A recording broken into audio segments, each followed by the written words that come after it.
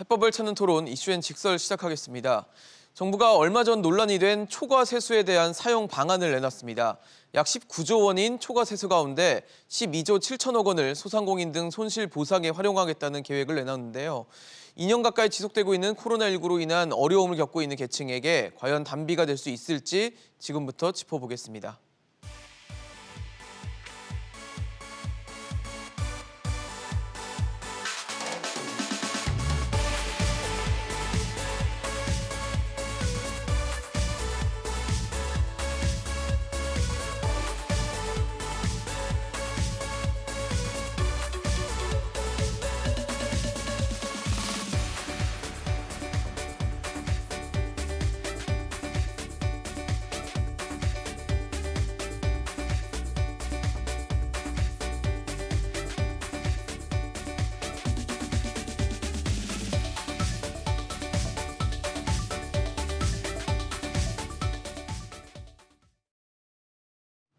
네, 오늘 함께해 주실 세 분 소개하겠습니다. 현대경제연구원 최양호 고문, 서강대 기술경영전문대학원 김연학 초빙 교수, 사회연대포럼 정용건 대표 나오셨습니다. 어서 오십시오. 반갑습니다. 네.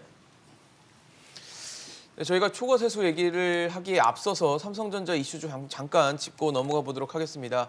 삼성전자의 제2반도체 공장이 과연 어디가 될지에 관심이 쏠렸는데 결국 최종적으로는 텍사스주 이 테일러시로 결정이 됐습니다. 170억 달러, 우리 돈으로 한 20조 원을 투입해서 앞으로 반도체 생산을 하게 될 텐데 이렇게 테일러시로 지정된 배경 어디 있다 보십니까? 근데 원래는 5군데였죠. 네, 후보군이 있었죠. 네, 아리조나까지 포함되고 뉴욕까지 포함돼서 했는데 뭐 삼성 관계자 얘기를 들어보면 일단 지금 오스틴에서 지금 뭐 한 40km 정도가 떨어져 있기 때문에 같은 생태계를 쓸 수 있다. 뭐냐면 이런 공장이 큰 게 한 개 들어가면요 소재 부품 장비가 주변에 이제 그 협력업체로 들어오거든요. 그렇죠. 일단 오스틴을 중심으로 해서 생태계가 지금 돼 있고, 그다음에 이번에 이제 정전 사태로 인해서 그러니까요. 지금 오스틴시에 있던 1공장이 지금 뭐 피해를 많이 받기 때문에 이원화하는 부분. 근데 이제 제일 뭐 사실 이 부분 부지 선정에 관해서는 오래전에 발표가 될 수 있었던 사안인데도 불구하고 이렇게 늦어진 거는 최근에 이제 그 퍼즐이 풀렸어요. 11월 9일 날 한미 상무장관 회의가 있었는데 그때 레이먼드 상무장관이 이런 얘기를 합니다. 미국에 투자하는 한국 기업에 대해서는 차별 없는 인센티브를 주겠다. 그러니까 인센티브 받는 것까지 다 확인을 하고 일단 굉장히 오래전부터 테일러시에 방점을 찍혀 있었습니다만 그러면서 15일 날 테일러시 시의회에서 세금 감면함도 이제 통과가 되고 등등의 절차를 밟아가면서 나온 부분들이 있기 때문에 2024년 지금 양산을 목표로 지금 가는데 저는 뭐 오스틴보다는 이 테일러시에서 이렇게 팬아웃을 하는 게 훨씬 더 좋아 보이고요. 우리가 지금 샌프란시스코 지역을 실리콘밸리라 그러잖아요. 네. 이쪽 텍사스와 이쪽에는 실리콘 힐스라 그래서 힐스라 해서 언덕이라는 뜻으로 이 부분들이 지금 새롭게 부상되고 있기 때문에 잘 자리를 잡는 것 같습니다. 사실 뭐 계속 이제 궁금증을 낳았던 부지가 정해지면서 사실 그 전에 뭐 TSMC라든지 인텔 같은 이제 경쟁사들도 이미 대규모 투자 계획을 내놓은 상태이기 때문에 앞으로 뭐 상당히 좀 뭐 궁금해지기도 하고요. 접전이나 이런 것들이 좀 예상되는 국면으로 가는 건지도 좀 알아볼 일단 만합니다. 뭐 미국 입장에서는 삼성의 파운드리 공장 투자가 굉장히 절실한 상황입니다. 아시는 대로 미국은 그 반도체 생산은 거의 뭐 붕괴된 상황이고요. 그러니까요. 그렇지만 부가가치 높은 설계 위주로 우리가 잘 알고 있는 애플이나 퀄컴, AMD, 엔비디아 이런 회사들이 그야말로 패블리스라 그래가지고 생산 설비는 없이 설계만 하는 거죠. 그렇죠. 맡길 공장이 필요한데 지금까지 거의 대만의 TSMC가 독식해 왔거든요.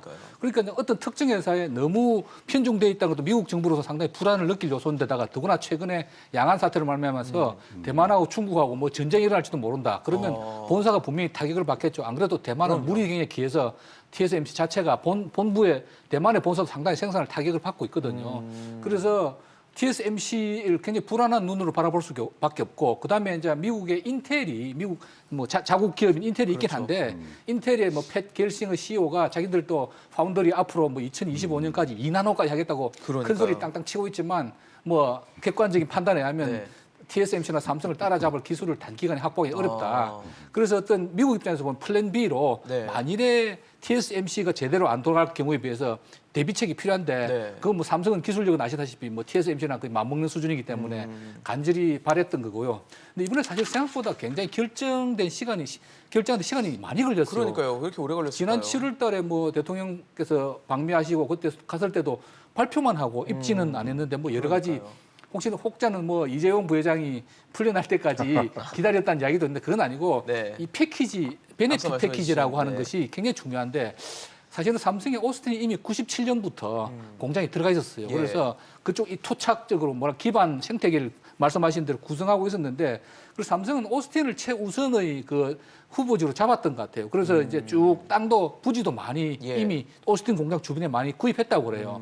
근데 뭐 첫째로는 이 베네핏 패키지가 이미 이 오스틴 공장에 상당히 많이 베네핏을 줬는데 추가로 이 주는 것에 대해서 오스틴시에서 상당히 좀 부담을 느꼈던 건가 봐요. 그래서 오스틴시에서 제공하는 베네핏이 다른 데서 제시한 베네핏에 비해서 그렇게 상대적으로 적었다는 그런 후문이 있고 그럼 삼성 입장에서는 다른데 뉴욕이나 애리조나 같은 데는 좋은 베네핏 패키지를 많이 제시했지만 네네. 역시 또 기존의 생태계가 우리가 이제 처음에 아무것도 없는 데 가서 그야말로 맨 땅에 공장을 짓는 그린필드 쉽진 어프로치라고 않죠. 하거든요. 근데 예. 해외 직접 투자할 때 사실 그린필드 어프로치가 굉장히 위험합니다. 시간도 많이 걸리고 어떻게 될지 모르니까. 그래서 최대한 오스틴에 있는 생태계를 활용할 필요는 있고 오스틴에서는 뭐 베네핏을 안 준다 그러니 결국은 이제 가까운 데 있는 50km 정도 떨어져 있다는 네. 테일러시로 가게 된 거고 아마 테일러시에서는 한 10년간 3,500억 우리 돈으로 그 정도 베네핏을 제공하고 뭐 한 50km 떨어져 있으니까 거기 있는 뭐 소재 부품 회사들 그대로 뭐 연동될 수 같이 있는 이용할 수 부분이 있고 있겠죠. 예. 이래저래 고민하고 그리고 뭐 제가 볼 때 폴리티컬 타이밍도 좋은 것 같아요. 미국에서 연방 정부에서 제공하는 패키지가 있어요. 또 반도체 네네. 생산 그 부분도 어느 정도 완성이 돼 가고 있고 또 뭐 또 이재용 부회장의 방미 이런 일정 그렇죠. 잡아서 삼성 입장에서는 최적의 타이밍으로 생각하고 한 것이 아닌가 그렇게 판단이 됩니다. 어쨌든 결과적으로는 이재용 삼성전자 부회장이 가석방이 된 이후에 실제적으로 좀 이렇게 미국 출장에 나서면서 결정이 됐고 이러다 보니까 앞으로의 뉴삼성에 대한 궁금증 그리고 최근에 또 삼성에서 이슈가 되고 있는 것들이 뭐 인사제도 개편 같은 것들이 이슈로 잡혀 있기 때문에 이재용 부회장이 지금 할 일이 좀 많다라는 생각이 좀 듭니다. 예, 그렇습니다. 이제 이재용 부회장이 뉴 삼성 본인이 나오시고 나서 국민 경제에 기여하고 일자리 창출에 기여하겠다 이러면서 뉴 삼성을 예치면서 이제 이번에 미국에서 바운드리 제2공장도 이제 뭐 만들게 되고 또 구글 만나서 새로운 협력 관계와 관련된 이야기도 나누고 이렇게 하면서 이제 제대로 된 행보를 좀 보이는 것 같고요. 또 한편으로 이제 국내에서도 삼성에서 3년에 걸쳐서 한 240조 정도 투자해서 일자리 한 4만 개 만들겠다. 그렇게 하고 특히 삼성전자가 이제 171조 정도 투입하겠다는 그 20조가 이제 미국에 투입하는 걸로 이렇게 돼 있는 구조이고요. 그래서 뭐 여러 가지 기대도 상당히 가지고 있는 것이고요. 실제로 이제 디램 분야에서는 1위지만 파운드리 분야에서 이제 뭐 TSMC를 쫓아가겠다 이렇게 하고 의욕적으로 가고 있기 때문에 뭐 기대와 격려 속에서 지켜보고 있는 상황이고 한편으로 이제 내부적으로 여러 가지 이제 임금 구조와 관련된 이런 논의들이 있습니다. 그래서 작년 연말에 이제 SK 하이닉스의 성과급 문제가 터지면서 예. 그게 삼성이나 현대 등등으로 해서 번지면서 이제 임금과 관련된 보상을 어떻게 가져갈 것인가 이렇게 돼 있는데 예. 크게 보면 이제 삼성도 이제 뭐 기본급을 제외하고 나머지 이제 PI, PS 이래 가지고 생산성 경력금 또 초과 이익 분배금 이걸 갖다 적절하게 했는데 그럼에도 불구하고 여전히 이제 뭐 삼성이 분기 이익이 3분기에는 73조 정도 났단 말입니다. 네. 그래서 1분기 65조, 2분기 63조, 3분기에 73조 이익이 이렇게 많이 났는데 이익을 어떻게 분배할 것인가 관련해서 여전히 이제 종사자들의 요구가 한 축으로 있는 것이고 또 한편으로 이제 국내 1위 기업인 삼성의 임금 체계가 어떻게 바뀌냐에 따라서 대기업들의 임금과 관련된 전체적으로 또 네, 거기에 종사하는 근로자들 입장에서 뭐 삼성도 이 정도 주는데 우리는 왜 안 주냐 이런 문제가 그렇죠. 있고 또 이제 조금 더 크게 보면 전체 노동자 사이에서 임금 격차의 문제와 관련된 부분들도 또 고민할 수밖에 없는 이런 구조 속에서 삼성의 임금 체계 개편, 인사구조 개편안과 관련해서는 뭐 국내적으로 뭐 대단히 주목할 수밖에 없고 이런 것들이 좀 삼성 자체의 성과 의욕을 불러일으키면서도 좀 거시경제적 그리고 이제 전체 국민들의 임금 체계와 관련된 고민도 좀 던질 수 있는 그런 좀 제대로 된 방향이 나왔으면 좋겠다는 생각을 합니다. 지금 뭐 삼성전자가 과연 앞으로 어떤 행보를 보일지가 좀 중요한 포인트긴 한데 저희 오늘 제대로 이제 네. 다뤄야 될 내용을 좀 다뤄보도록 할게요. 네. 사실 그동안 계속 논란이 됐던 게 이 초과 세수였습니다. 정부에서 예상을 좀 보수적으로 했거나 좀 잘못하면서 굉장히 초과가 된 세수가 많이 잡혀 있는 상황이기 때문에 이것을 어떻게 사용할 수 있을 것인가를 두고 논란이 됐었는데 일단은 정부는 12조 7천억 원을 민생 지원에 투입하기로 했습니다. 일단 초과 세수 전망치 19조 원 중에서는 5조 3천억 원 정도를 쓰기로 했고 거기에 네. 이제 기정 예산들을 또 추가로 해서 12조 7천억 원을 이제 소상공인들 민생 경제에 좀 지원하겠다라고 내놨는데 일단은 어떻게 보셨어요? 규모나 이런 방안 뭐 이런 것들은 충분히 잘 짜여져 있다고 보십니까? 뭐 제목은 소상공인 등 민생 경제 지원 방향이라고 써 있습니다만 그러니까요. 그 안에 들어가면 뭐 고용, 물가 안정, 그다음에 뭐 온갖 게다 방역까지 다 들어가 보면 있죠. 네. 거의 3차 추경 수준으로 지금 가고 있는데 말씀하신 이제 19조에 이제 초과 세수가 나왔는데 이 초과 세수가 나온다 그래도 지금 뭐 한 19%는 지방교부세로 나가야 되고 네. 20% 넘게는 또 지방교육 부담금으로 가야 되고 그렇죠. 그다음에 그 안에 있는 종부세, 농특세는 그대로 지방에 이제 넘어가기 때문에 사실 쓸 수 있는 돈은 11조 정도가 되거든요. 11조. 그러니까 이제 여기서 이제 채무도 갚아야 되고 이제 하는데 지금 우리가 손실보상법이 지금 통과가 돼 있는 상태에서 사실 손실보상법도 한 1조 4천 정도가 지금 부족한 상태. 그러니까요. 그래서 그거를 배분을 하다 보니까 지금 일단 뭐 우리가 얘기하는 12조 7천 정도가 지금 나와서 이것을 재원으로 해서 하는데 지금 우리가 이제 2번을 했어요. 올해도 추경을요. 네. 근데 2차 추경이요. 제가 보기에 지금 시작도 안 한 것도 꽤 있을 것 같고요. 그다음에 뭐 1차 추경하고 2차 추경 시작할 때 그때도 70% 진전된 게 제일 많이 진전된 게였거든요. 근데 겹치는 부분들을 어떻게 갖고 갈 것이냐.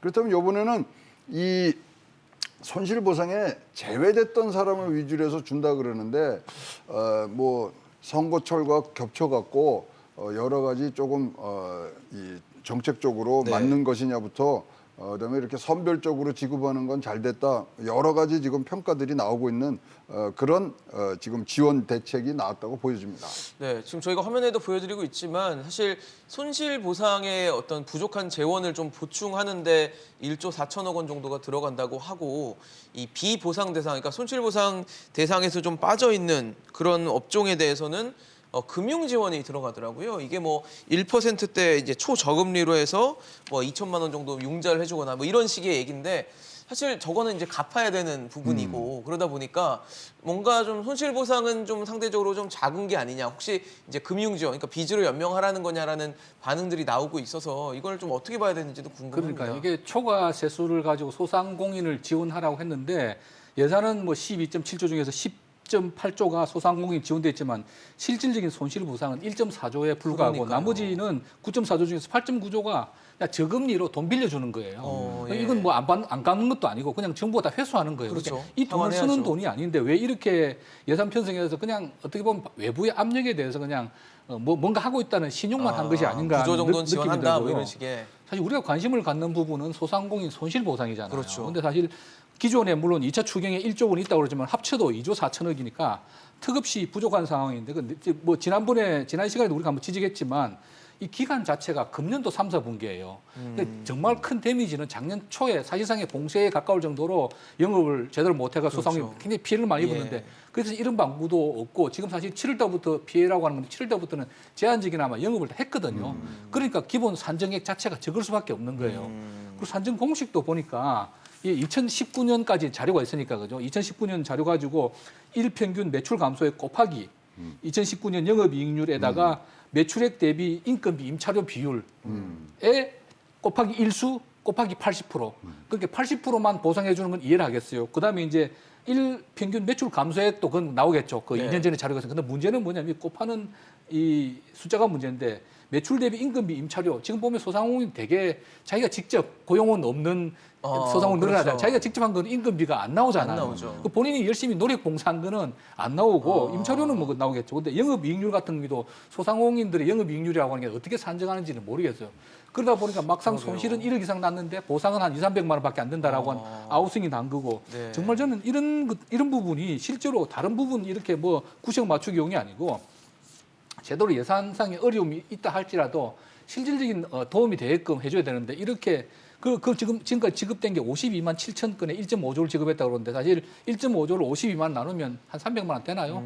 그렇죠. 그러니까 이게 뭐 사실 소상공인들이 실질적으로 최소한 수백 내지 수천 혹은 뭐 수억 단위까지 손실을 입은 분들이 대부분일 텐데 이거 뭐 한 2, 300만 원 줘가지고 이건 은발에 오줌 누기도 아니고 생색만 내는 것이 아닌가. 정말 차라리 하지 말든지 하면 조금 좀 실질적인 그 혜택이랄까 보상이 되도록 했어야 하지 않는가 그런 생각이 듭니다. 그러게요. 사실 지금 그러니까 저희가 손실보상에서 제외된 업종을 지원하지 말아야 된다는 얘기를 하는 게 아닙니다. 아니고 손실보상을 일단 두텁게 좀 하고 나서 그 이후에 스텝을 좀 밟아야 되는 게 아닌가라는 생각이 드는데 굉장히 손실보상 금액이 너무 작다 보니까 이 손실보상이라는 단어 자체가 굉장히 무색해졌거든요, 지금.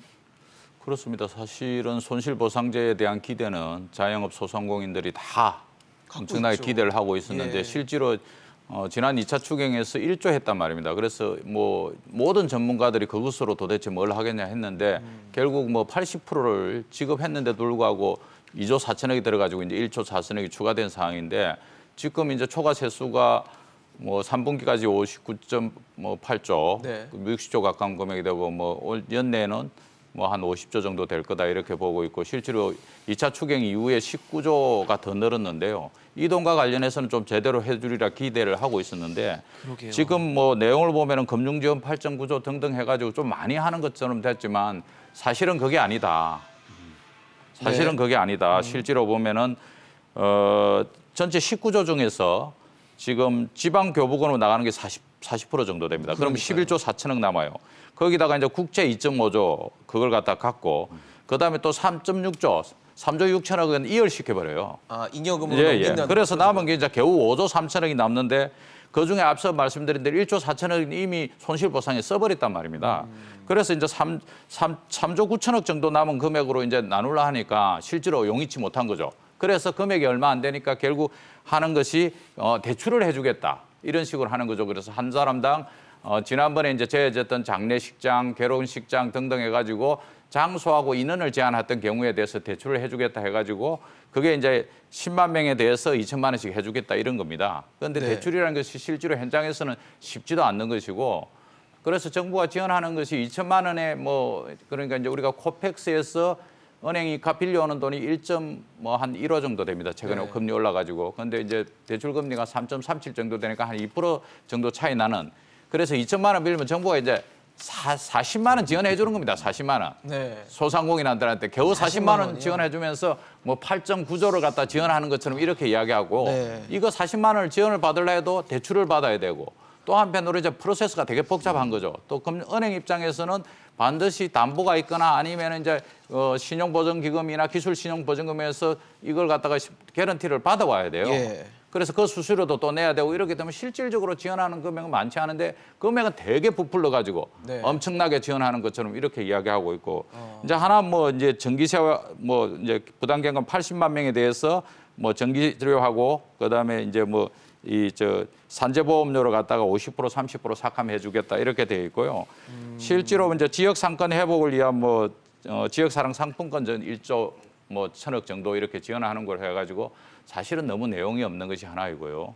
또 하나는 사실은 대통령께도 분명히 우리가 초과 세수가 있으면 그게 가장 어려운 분들, 소상공인 자영업자들한테 지원하는 게 맞다고 말씀하셨는데 제대로 실질적으로는 진짜 제대로 지원이 전혀 안 되고 있는 이런 구조이고요.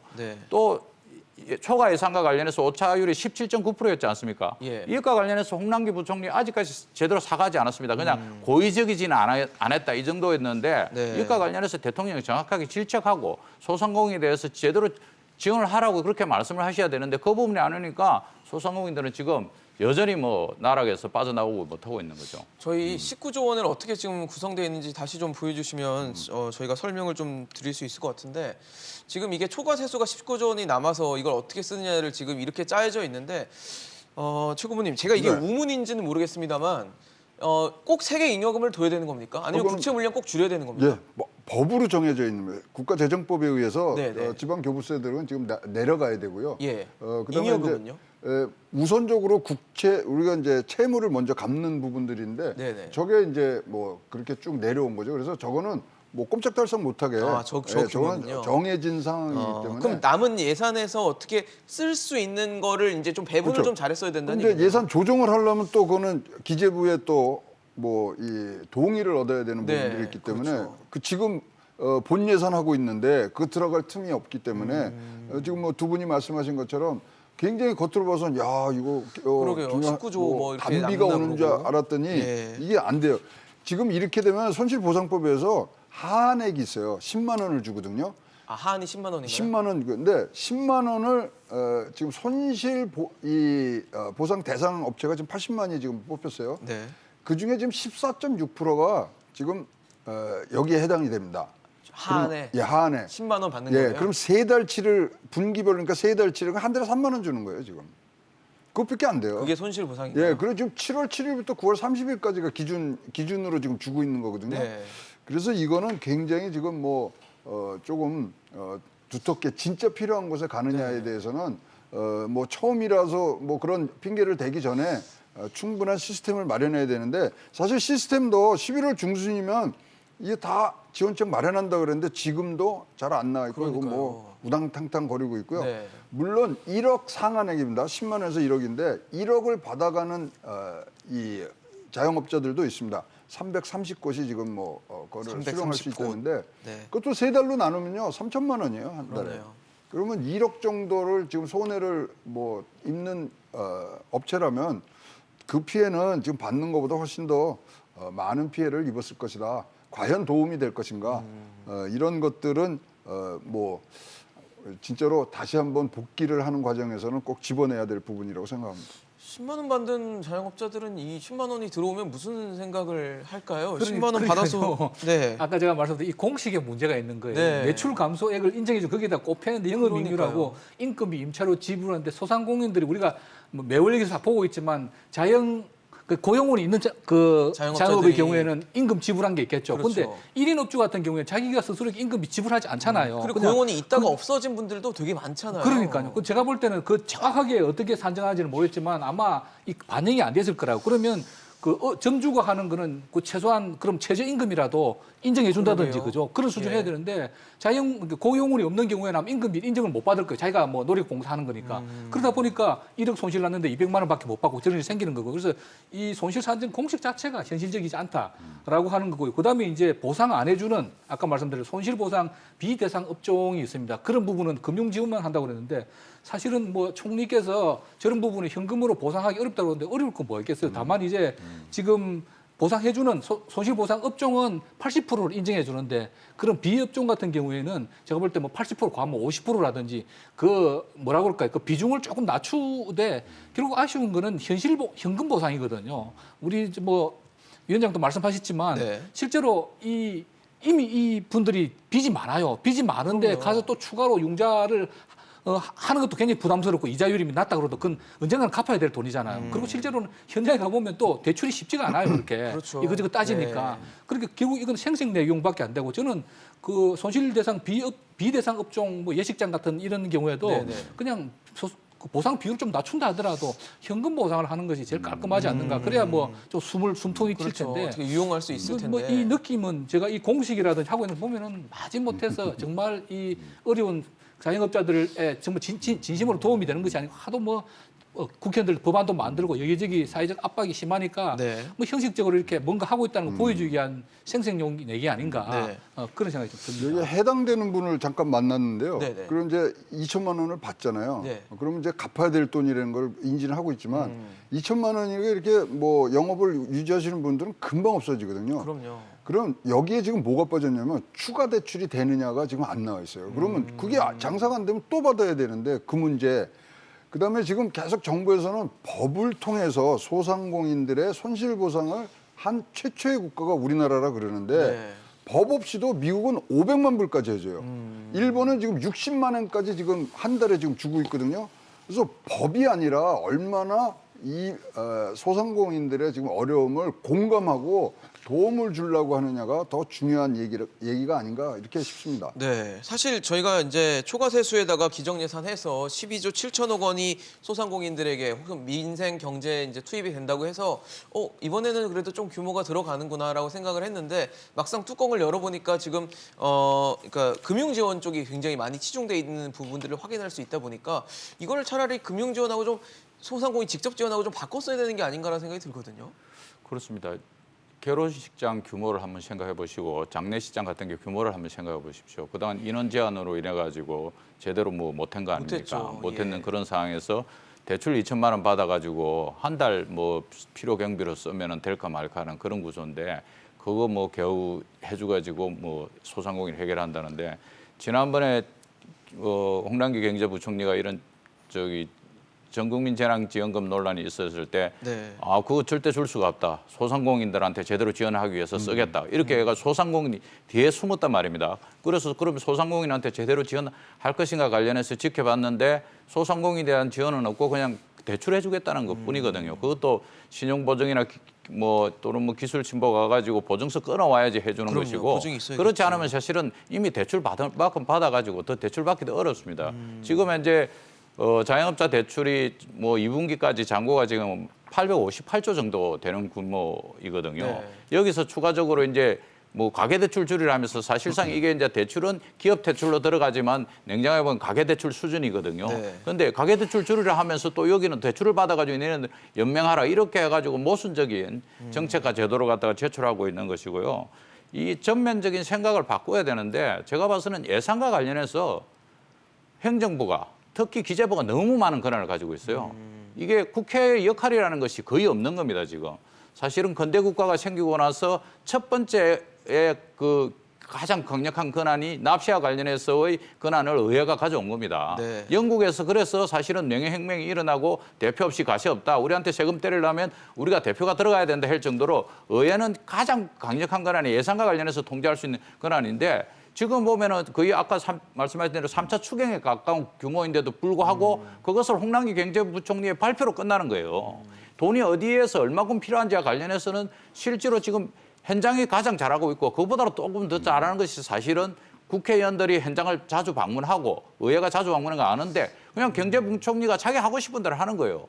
얼마나 지금 자영업자들 소상공인들이 힘들어서 조금이라도 기대를 걸고 있는데 기대는 곳에 가서 대출 받고 대출은 안 갚습니까? 대출이 더 쌓이면 어떻게 됩니까? 네, 또 여기 대출은 대출의 크레딧이 안 올라갑니까? 결국은 금융권에서 받을 수 있는 대출이 담보가 있더라도 그럼 제2금융권으로 넘어갈 수밖에 없고 저축은행이나 뭐 이런 데로 갈 수밖에 없는 이런 구조로 짜놓고 나서는 지금 와서 뭐 소상공인 지원했다. 이거 의회가 명백하게 개입해서 예산과 관련해서 명확히 따져가지고 제대로 된 현금 보상이 될 수 있도록 해야 된다. 나머지 뭐 패키지로 이런 것들이 사실은 경제적인 어떤 뭐 효율성이나 성수나 이런 거 발생하지도 않고 실효성도 엄청나게 떨어지고 행정 비용도 또 엄청나게 발생합니다. 뭐 조금씩 주면은 그것과 관련해서 다 일들을 해야 되잖아요. 그렇죠. 그래서 사실은 오히려 이렇게 따질 것 같으면은 이재명 지사가 이야기한 전국민 재난지원금 그리고 또 윤석열 후보가 있던 누가 이야기하는 손실보상 이것들 사실은 정치인들이 주장하는 것이 오히려 정당하다. 그 정도의 지금 정부가 제대로 일을 하고 있는가에 대한 의문을 제기를 해주셨는데 이번에 손실보상으로 들어가는 금액이 1조 4천억 원인데 이 고용 취약계층에 대한 지원이 또 1조 4천억 원 정도 되거든요, 교수님. 지금 사실 1조 4천억 고용 취약계층 지원이 뭐 사실 이것도 부족할 것 같다는 생각이 드는데 요즘에 상당히 취업에 어려움을 겪고 있는 뭐 청년층 이런 분들에게 좀 유용하게 쓸 수 있을까라는 좀 의문이 드는데 어떻게 보세요? 사실 이 내용도 들여다보면 네. 그냥 고용- 생색 내기용이다라고 네. 하는 거고요. 이 고용 1조 4천억이라 취약계층 하지만 네. 그중에서 1조 3천억 고용 고보기금 재정 지금 빵꾸 난 거 그거 메꾸는 겁니다. 그 나머지 1천억은 보면 뭐 교육훈련 뭐 이런 거죠. 교육훈련, 직업훈련, 건강진단, 산재예방, 청년 그거 한 1,000억 정도 되고 구직급여를 1조 3천억인데 지금 현재 고보기금 재정이 이미 구멍이 난 거 메꾸는 그렇죠. 거고 실질적으로는 그냥 루틴하게 정부에서 예산 가지고 하는 일들을 마치 새롭게 하는 것이냐 이렇게 또 포장을 해서 하는 것이고 실제로 뭐 지금들 지적하고 계시지만 저희들 관심을 갖는 부분은 실제 현금으로 소상공인 손실보상을 얼마나 하는 건데 이 내용이 12.7조라고 그러지만 실제로는 1.4조 보상하는 거 그 지금 이미 지급된 52만 7천 개의 업장에 대해서 한 평균 한 300만 원 정도 1.5조 지금까지 지급된 거 그게 사실은 다죠. 그러니까 네. 저는 이렇게 뭐 포장하지 말고 그냥 소상공인 손실보상이라도 아까 말씀드린 비대상 업종 포함해가지고 그 몇 조 정도 뭐 이거 100% 총리께서 말씀하신 이거 100% 우리가 손실 예산을 할 수는 없지만 그렇지만 그래도 어느 정도 그래요. 조금은 도움이 된다라고 네. 피부로 느낄 수 있을 정도 지원돼야 되는데 이렇게 보면 들여다보면 다 루틴하게 정부가 이미 하고 있는 그런 일들이고 새로운 것은 거의 없다. 네. 그렇게 말씀드릴 수 있겠습니다. 내용물은 없는데 포장을 네. 그럴듯하게 해놔서 뭔가 그렇죠. 이렇게 보여주기식이 아닌가라는 생각이 자꾸 드네요. 그러면 이제 국가기관 연구소에서 나오는 얘기들을 보면 우리가 지금 우리 올해 경제 성장률이 좀 3.8%까지 지금 내려온 데가 있는데 네. 요번에 이 2차 추경을 함으로 해서 우리가 4.0%까지 할 수 있다는 보고서들이 나오기 시작했어요. 근데 진짜로 그때 뭐 15조 풀었습니다만 그거 갖고 올라갈 지금 경제는 아니거든요. 네. 더 많은 부분들이 있고 그리고 뭐 지금 전 국민 지금 재난지원금 주자는 얘기도 지금 오고 가다가 또 이제 없어지는 들어갔죠. 상태인데 예. 명확히 알아야 되는 겁니다. 코로나 이후에 그러면 진짜로 저소득층으로 떨어진 자영업자가 몇 명 정도 되느냐. 그거는 통계가 나왔거든요. 그럼 6만 5천 정도가 나오는 거예요. 예. 평소에는 폐업률이 한 12% 되는데 이게 이제 20%까지 지금 올라간 상태는 또 맞습니다만은 그러면 코로나 이전에 저소득층으로 분류되는 이 자영업자의 퍼센테이지가 26%였어요. 네. 근데 지금 코로나 이 와중에 그리고 숫자가 어떻게 하면 28% 얼마 안 늘었습니다. 28%. 그러면 앞에 고소득 중위소득 거기서 1%씩 빠져서 내려간 거거든요.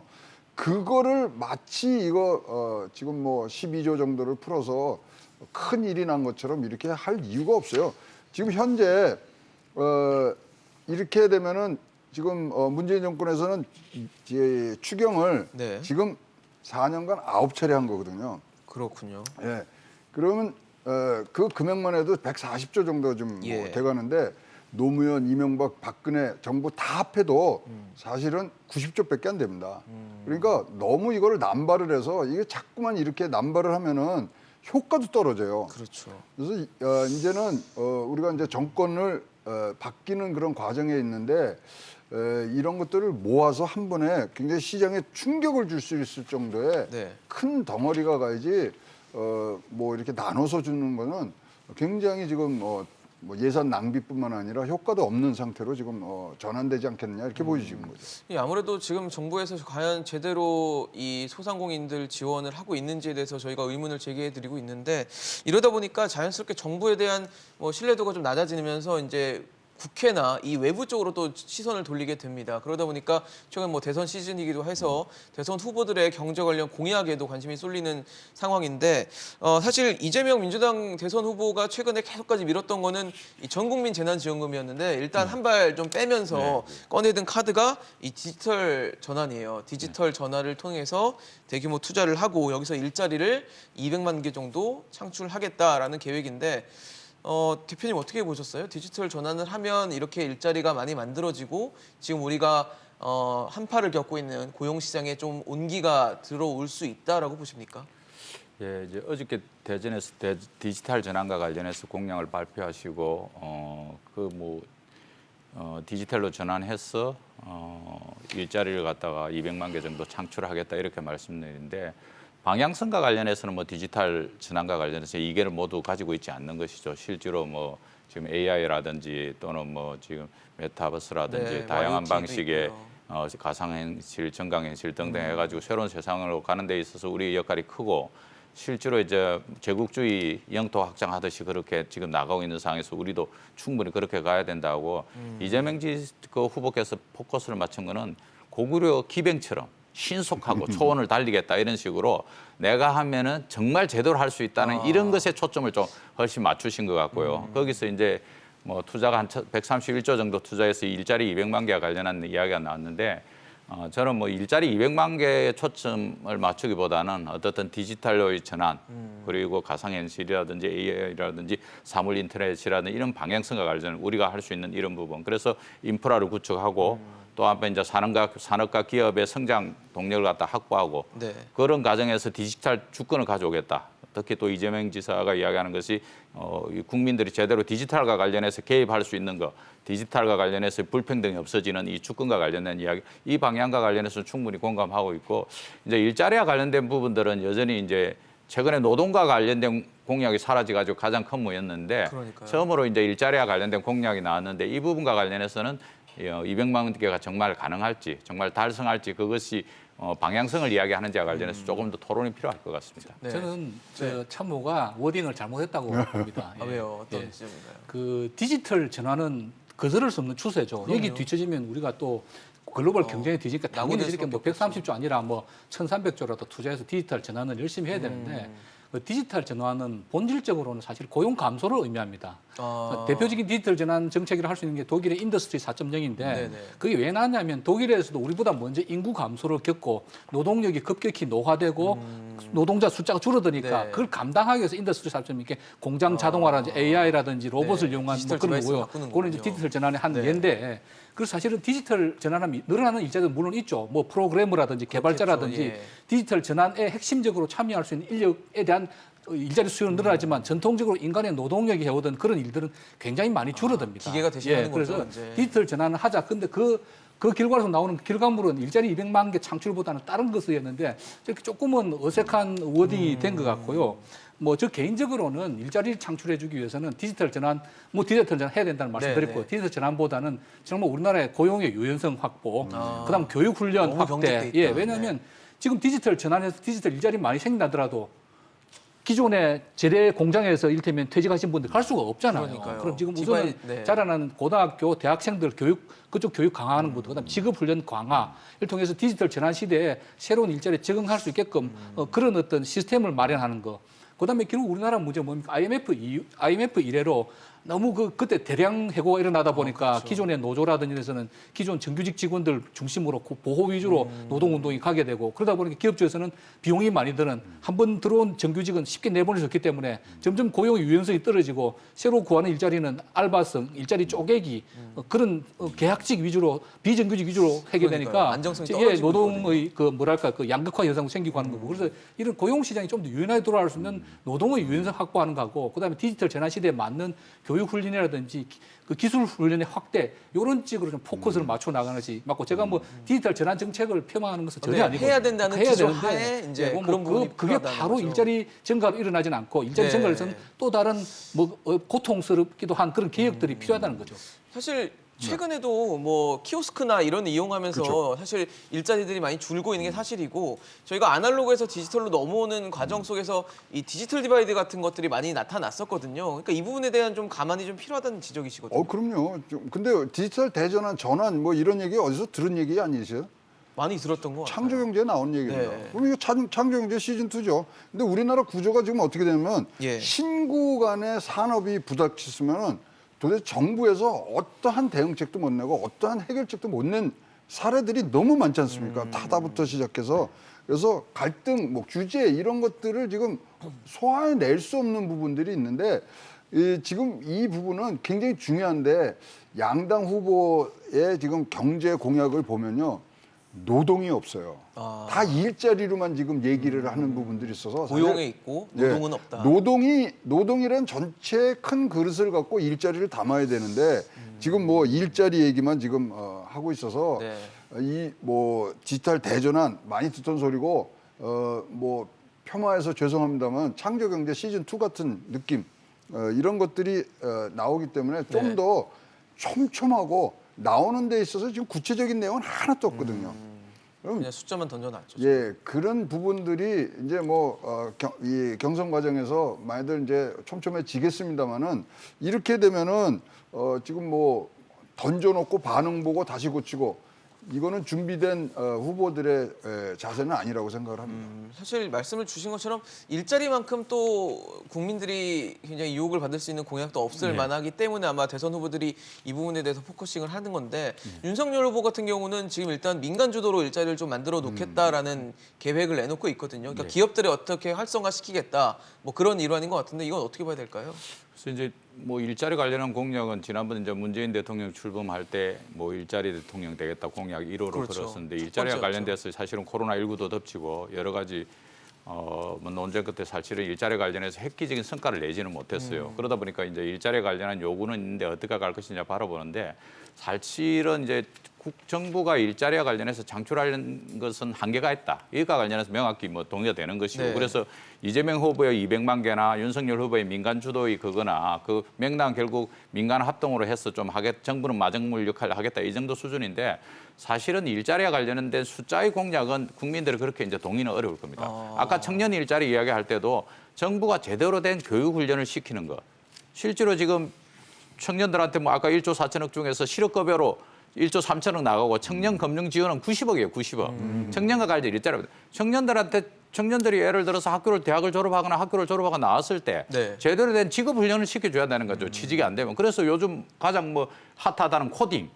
중국에는 뭐 얼마나 정도 되고 우리는 몇 점인데 코딩에 이런 네. 것과 관련해서 직업 훈련을 시키고 직업 훈련 받는 사람에 대해서는 일정 부분의 수당도 지급하고 그래서 취업 서비스, 고용 서비스를 통해 가지고 기업과 연계해서 일자리를 빨리 진입하게끔 이런 시스템을 만들어 줘야 되는데 전혀 하지 않고 우리는 그 돈으로 정부 일자리 만드는 거예요. 3조 들어가지고 100만 개 만들어가지고 고용률만 높이면은 청년들이 그리 갑니까? 그러니까 청년 학장 실업률이 25.3% 이러는 거 아닙니까? 그래서 후보들이 일자리 개수를 이야기하지 말고 제대로 된 일자리를 만들 수 있도록 직업 훈련을 어떻게 강화시키고 취업과 고용 서비스 연결을 어떻게 시키겠다. 이것과 관련해서 하고 또 한쪽으로는 유연 안전성을 확보하려면 자본 기업에서 이야기하니까 사회적 안전망을 좀 갖다 구축했어. 그래서 좀 당장 일자리를 잃더라도 생계를 유지할 수 있도록 이것과 관련된 것이 제대로 제출돼야지 보는 것이지 일자리 뭐 500만 개 이런 거는 이제는 의미가 없습니다. 그렇죠. 사실 어떻게 하면 일자리를 구할 수 있게 방법을 알려줄 수 있는지 혹은 재기에 성공하려면 어떻게 해야 되는지 이런 부분에 대한 좀 고민이 좀 빠져있지 않나라는 지적을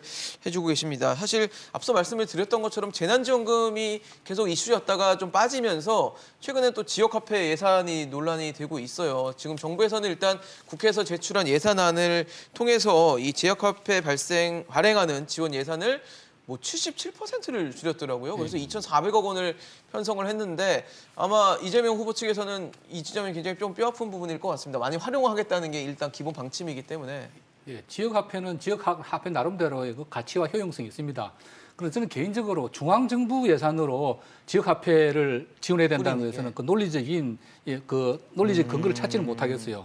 왜냐하면 지역화폐라는 상품권 아닙니까? 상품권이면 그걸 일단 만 원짜리 상품권을 9,000원에 줘가지고 1,000원만큼 이제 뭐 정부가 지방정부하고 보조를 해가지고 그 지역 소비를 활성화시킨 거 아닙니까? 네. 그러면 지자체장이 자기 지역의 어떤 경기 활성화를 위해서 그렇게 정부 예산으로 일정 보조를 해서 그 지역 내에서 많이 쓰게 해서 지역 경제 활성화되겠다. 그건 오케이입니다. 그건 뭐 이재명 지사께서 잘 해오셨던 건데.